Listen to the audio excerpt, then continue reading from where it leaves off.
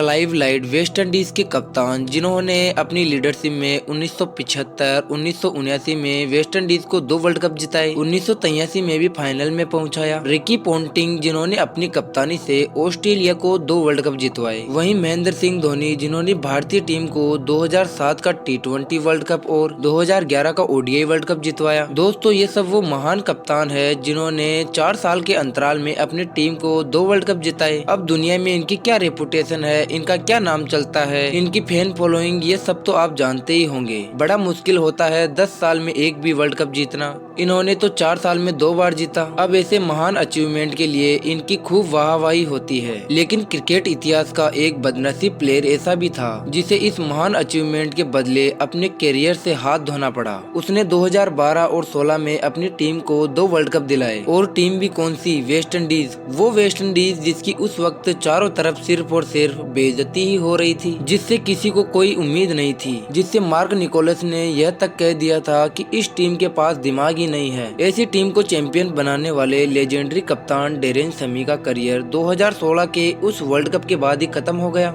वो अचानक से गुमनाम हो गए। लेकिन हम फैंस के लिए यह सवाल छोड़ गए कि आखिर ऐसा हुआ क्यों। यहाँ पर 10 साल से ट्रॉफी का सूखा पड़ा है। हमें कोई कप्तान अगर वर्ल्ड कप जिता दे तो उसको तो हम सराखों पर बिठाएंगे, लेकिन सेमी का ऐसा डाउनफॉल क्यों हुआ? इसी सवाल का जवाब लेकर आया है क्रिकेट जोन आज के नए एपिसोड में, जहां वेस्ट इंडीज के इस दिग्गज खिलाड़ी के डाउनफॉल पर बात करने वाले हैं। अब ये बात किसी से छिपी नहीं है कि पिछले 2 दशक से वेस्ट इंडीज ने सिर्फ डाउनफॉल ही देखा है। इसका अंदाजा आप इसी से लगाइए कि 2009 से 2013 तक खेले गए 35 टेस्ट मैचों में उन्हें केवल 2 टेस्ट में जीत मिली है। इसी खराब दौर में वेस्ट इंडीज अपने कप्तानों को कपड़ों की तरह बदल रहा था। इसी बीच एंट्री होती है डेरेन सेमी की। अब डेरेन सेमी बैटिंग ऑलराउंडर थे या बॉलिंग ऑलराउंडर, ये आज तक मुझे तो नहीं पता, लेकिन डेरेन सेमी के अंदर एक क्वालिटी थी वेस्ट कंडीशन में अपने प्लेयर से बेस्ट निकालने की। 2011 वर्ल्ड कप में जहां सेमी की कप्तानी में वेस्ट इंडीज क्वार्टर फाइनल में जगह बनाई, और अगले साल श्रीलंका में हुआ T20 वर्ल्ड कप में उन्होंने वेस्ट इंडीज को पहली बार ट्रॉफी दिलाई,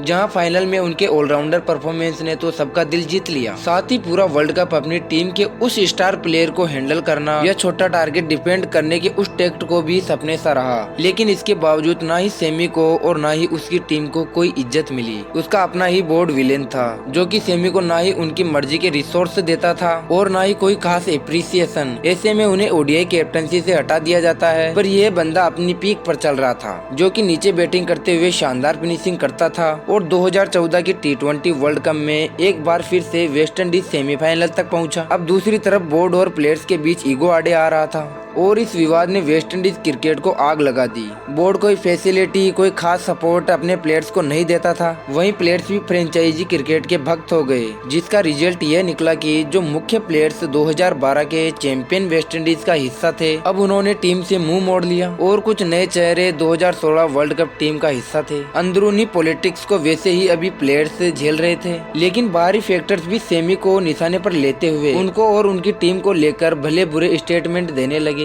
ऐसे में पूरी तरह से परेशान, हताश और डिस्टर्ब हो चुकी वेस्ट इंडीज को कप्तानी कर सेमी ने उस सब नेगेटिविटी और क्रिटिसिज्म को एक सही डायरेक्शन में मोड़ लिया, जिसने वेस्ट इंडीज को दूसरी बार T20 चैंपियन बना दिया। 2 बार T20 वर्ल्ड कप जीतने वाले दुनिया के इकलौते कैप्टन बने, लेकिन शायद वे उस वर्ल्ड कप जीत की वजह से बर्बाद होने वाले पहले शख्स भी बने। ब्रेथवेट ने 4 छक्के मार दिए, वेस्ट इंडीज जीत गया, लेकिन सेमी जीत कर भी हार गए, क्योंकि अब जो पोस्ट मैच स्पीच थी वही उसका काल बन गई। सेमी को शायद उस वक्त ये पता चल गया था कि सच बोलने की उन्हें भारी कीमत चुकानी पड़ेगी, इसलिए उन्होंने उस दिन दिल खोल करके सच कह डाला। उन्होंने मार्क निकोलस की उस ब्रेनलेस टीम वाली स्टेटमेंट का मुंह तोड़ जवाब दिया, साथ ही अपने बोर्ड के काले कारनामों की भी पोल खोल दी, और साफ साफ कह दिया कि पूरे देश से उन्हें बेस्ट विशेष मिली। प्राइम मिनिस्टर ने भी उन्हें शुभकामनाएं दी, मगर वेस्ट इंडीज बोर्ड ने उन्हें कुछ नहीं दिया। हो सकता है कि अच्छे स्ट्रक्चर से उनकी ODI और T20 की हालत सुधर जाए, लेकिन आज वे उन 15 लोगों के साथ सेलिब्रेट करेंगे क्योंकि उन्हें ODI खिलाया नहीं जाते और T20 से ड्रॉप कर दिया जाता है। उनका बोर्ड उनकी इज्जत नहीं करता है। दोबारा न जाने वो कब साथ खेलेंगे, इसलिए आज हम सब जश्न मनाएंगे। बस क्या था, वेस्ट इंडीज बोर्ड की पूंछ में ऐसी आग लगी कि जिस सेमी को उनकी लीडरशिप क्वालिटीज की वजह से दुनिया भर की फ्रेंचाइजी पिक करती थी, जैसे 2016 अगस्त में ही सिलेक्टर 30 सेकंड की कॉल से ड्रॉप कर देते हैं और उनकी कप्तानी छीन ली जाती है। रीजन खराब खराब परफॉर्मेंस। हाँ, माना कि पिछले कुछ टाइम से उनका परफॉर्मेंस कोई खास नहीं था, क्योंकि वो बैटिंग में काफी नीचे आते थे और बॉलिंग भी कम करते थे, लेकिन अपनी कप्तानी के रोल में बेस्ट थे। पर वेस्ट इंडीज उनकी कदर कहाँ जाने, इन्होंने कभी दोबारा सेमी को सिलेक्ट ही नहीं किया और देखते ही देखते उनका करियर खत्म हो गया। इस साइलेंट गुड बाय के बाद सेमी ने बिना कोई फेयरवेल मैच खेले 2021 में क्रिकेट को गुड बाय कह दिया और एक सच बोलना उनका करियर ले डूबा। ये थी कहानी वेस्ट इंडीज के नायाब लीजेंड डेरेन सेमी की, जिसका बेहद ही दर्दनाक स्वर्ण उन्हीं के बोर्ड ने कर दिया, जिसे उन्होंने 2 वर्ल्ड कप जिताए। तो आज के इस वीडियो में इतना ही। कमेंट करके बताइए कि वीडियो कैसा लगा, साथ ही चैनल को सब्सक्राइब जरूर करिए।